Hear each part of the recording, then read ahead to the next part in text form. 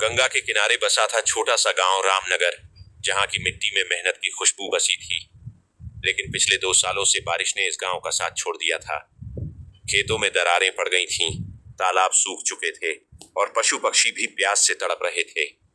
गांव के लोग अपनी आजीविका के लिए या तो शहरों की ओर पलायन कर रहे थे या फिर बची खुची उम्मीदों के सहारे जी रहे थे। इन्हीं में से एक था गोपाल, एक मेहनती और ईमानदार नौजवान, जिसके पास न खेत था न धन, बस मेहनत करने की जिद और अपने परिवार को बेहतर जीवन देने का सपना। गोपाल का परिवार छोटा था। उसकी बूढ़ी माँ, एक छोटा भाई और एक छोटी बहन। पिता का साया सालों पहले उठ चुका था। अकाल की मार ने गोपाल के गांव को इस कदर जकड़ लिया था कि अब वहां रहना मुश्किल हो गया था। एक सुबह गोपाल ने अपनी माँ से कहा, माँ, इस गांव में अब कुछ नहीं बचा। मुझे पास के गांव में काम की तलाश में जाना होगा। तुम छोटे और बहन का ख्याल रखना। मैं जल्दी ही कुछ इंतजाम करके लौटूंगा। माँ ने आंखों में आंसू लिए, लेकिन हौसला बनाए रखा। बेटा, तुम मेहनत और ईमानदारी से कभी पीछे मत हटना। भगवान सब ठीक करेंगे। गोपाल ने माँ के पैर छुए और एक छोटा सा झोला कंधे पर डालकर पड़ोस के गांव सूरजपुर की ओर चल पड़ा। सूरजपुर का नया सफर। सूरजपुर रामनगर से कुछ कोस की दूरी पर था, जहां गंगा की एक छोटी सी धारा अभी भी बहती थी। यह गांव रामनगर से ज्यादा समृद्ध था, क्योंकि यहाँ के कुछ धनी लोग व्यापार और खेती से अच्छा खासा धन कमा रहे थे। गोपाल सूरजपुर पहुंचा तो उसे गांव की हलचल देखकर थोड़ी राहत मिली। बाजार में लोग अनाज, फल और सब्जियां बेच रहे थे। उसने सोचा, यहाँ तो जरूर कुछ काम मिलेगा। चलते चलते गोपाल एक बड़े से हवेली नुमा घर के सामने पहुंचा। वहां एक भारी भरकम आदमी, जिसके चेहरे पर कुटिल मुस्कान थी, अपने नौकरों को आदेश दे रहा था। यह था साहूकार रघुनाथ, सूरजपुर का सबसे धनी और प्रभावशाली व्यक्ति। लोग कहते थे कि रघुनाथ के पास इतना धन था कि वह पूरे गांव को खरीद सकता था, लेकिन उसकी लालच की कोई सीमा नहीं थी। गोपाल को रघुनाथ के बारे में कुछ पता नहीं था। वह सीधा उसके पास गया और हाथ जोड़कर बोला, साहूकार जी, मैं गोपाल हूँ, रामनगर से आया हूँ। हमारे गांव में अकाल पड़ गया है। खेत सूख गए हैं, पानी की कमी है। अगर आपके पास कोई काम हो तो मुझे दे दीजिए। मैं मेहनत और ईमानदारी से काम करूंगा। रघुनाथ ने गोपाल को ऊपर से नीचे तक देखा। उसकी सादगी और मेहनती चेहरा देखकर उसे लगा कि यह लड़का उसके लिए उपयोगी हो सकता है।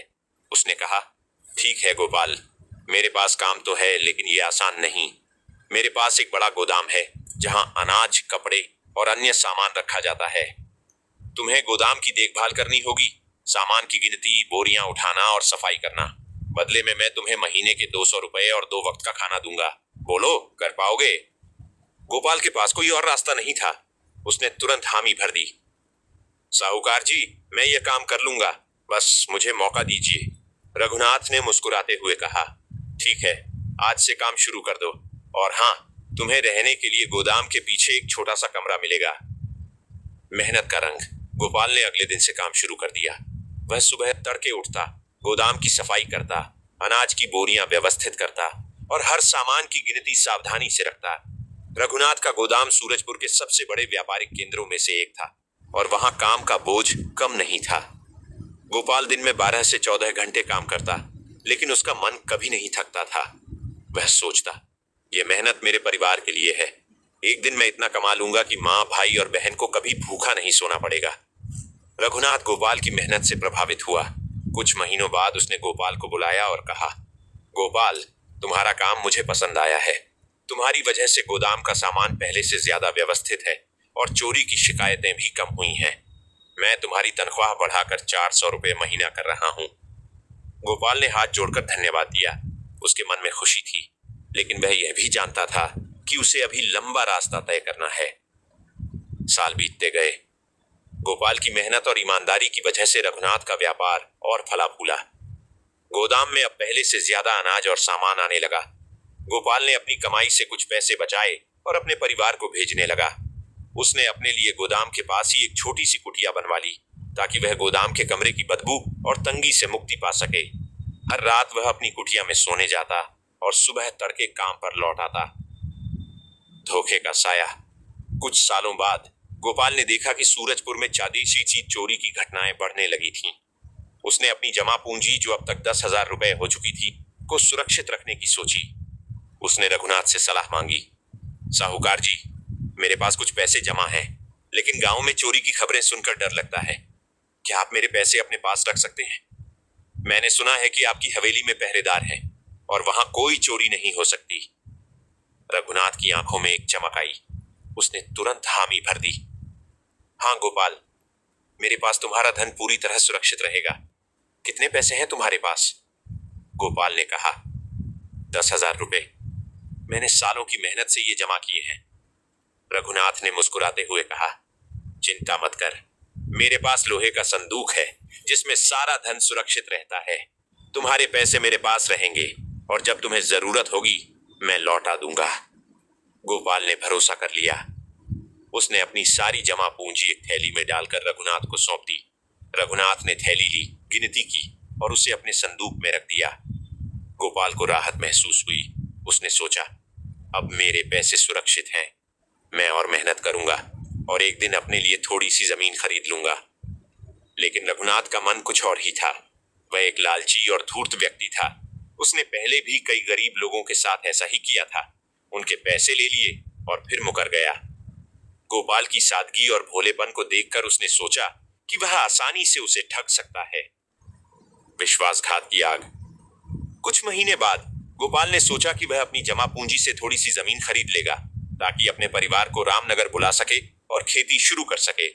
वह रघुनाथ के पास गया और बोला, साहूकार जी, मैंने जो 10,000 रुपए आपको दिए थे वो मुझे वापस चाहिए।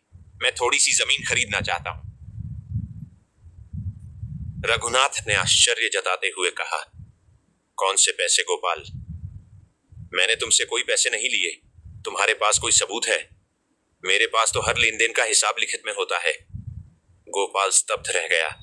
उसने कहा, साहूकार जी, आप क्या कह रहे हैं? मैंने अपनी सारी जमा पूंजी आपको दी थी। आपने खुद गिनकर संदूक में रखी थी। रघुनाथ ने गुस्से में आकर कहा, तुम मुझे ठगने की कोशिश कर रहे हो। मेरे पास कोई पैसे नहीं हैं।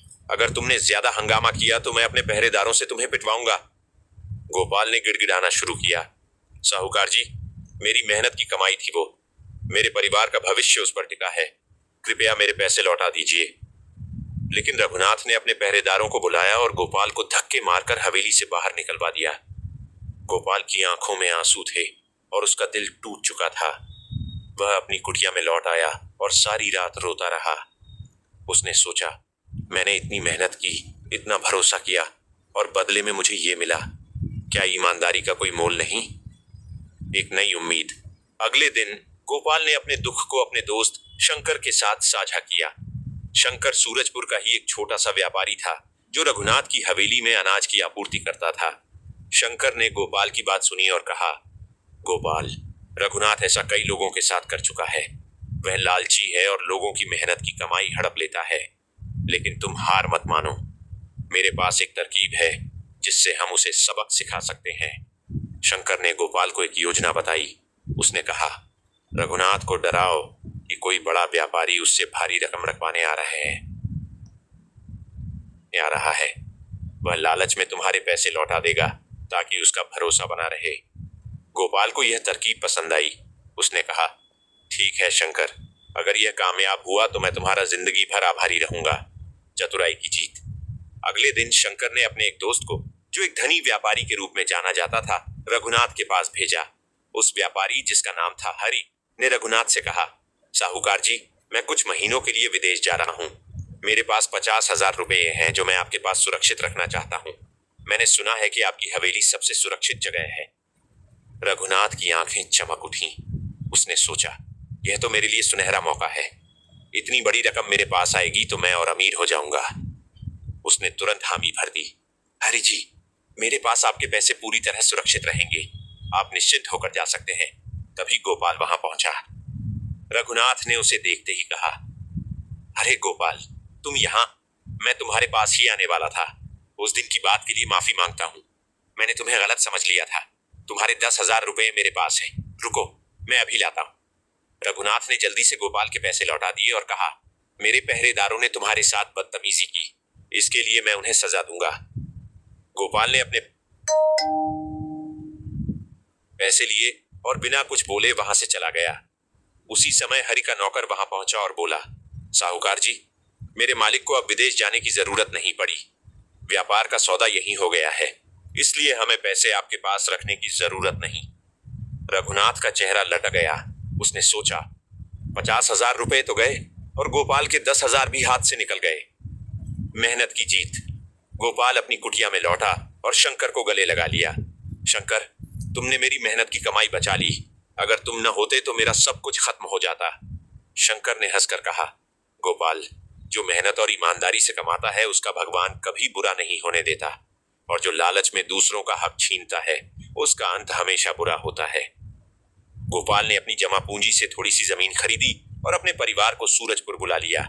उसने खेती शुरू की और धीरे धीरे अपने परिवार के लिए एक बेहतर जीवन बनाया।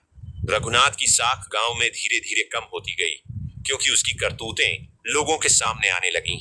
गोपाल ने अपनी मेहनत और ईमानदारी से न केवल अपना सम्मान कमाया, बल्कि गांव वालों के लिए भी एक मिसाल कायम की। गांव वालों के लिए भी एक मिसाल कायम की।